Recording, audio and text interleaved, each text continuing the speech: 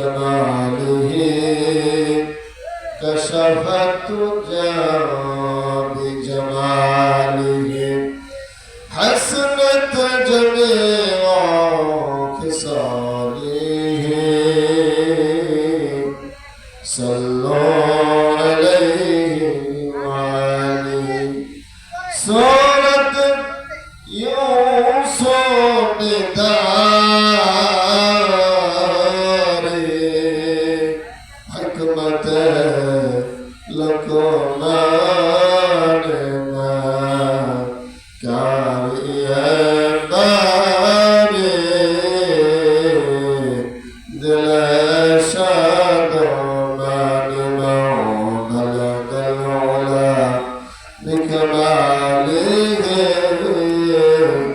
كشف الدجى بجماله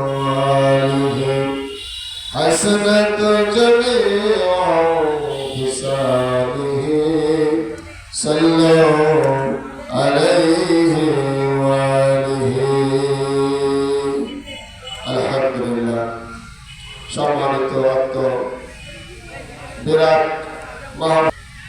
গ্রামের সকল মুসলিমরা যতদূর পর্যন্ত আমার মাইকে সাউন্ড যাচ্ছে সকল মা এবং ভাইয়ের প্রত্যেকের প্রতি আমার অন্তর্নিহিত সালাম।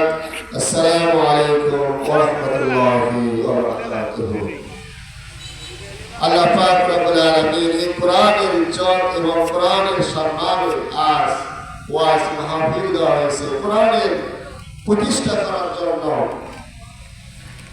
বিগত সরকার ৪৫ বছর টার্গেট দিয়েছিলেন, কিন্তু ৪৫ বছর কেন আল্লাহ তাআলা তাকে এমন নজির করে এই পৃথিবী থেকে উদ্ধার করে দিয়েছেন। আল্লাহ বলেছেন ইন্না বাদশা রাব্বিকা লাশাদীদ, নিশ্চয় আমি আল্লাহ আমার বড় শক্ত ধারা, আমি আল্লাহ যাকে ধরে তাকে পাকড়াও করে তার জন্য আমি আল্লাহ রাব্বুল আলামিন শক্ত হাতে দমন করি। সুবহানাল্লাহ। তাই আমরা যে অবস্থায় পৌঁছে গেছি আল্লাহ তাআলা রাব্বুল আলামিন আজ আমাদের বিজয় দিয়েছেন, আমাদের সম্মান দিয়েছেন। মুসলমানদের সম্মান এবং বিজয়ের কথা আল্লাহ তাআলা সূরা নাসরের ভিতরে বলে দিয়েছেন ইযা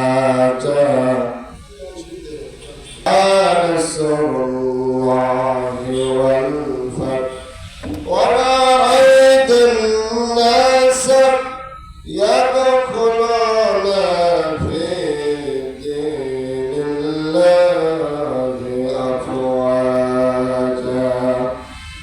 হে হাবিব, বিগত অনেক দেশের স্বৈরাচার দেখেছি, যে স্বৈরাচাররা মনে করে এই পৃথিবীতে আমরা আজীবন থাকবো, আমাদের ক্ষমতা সারা জীবন টিকে থাকবে।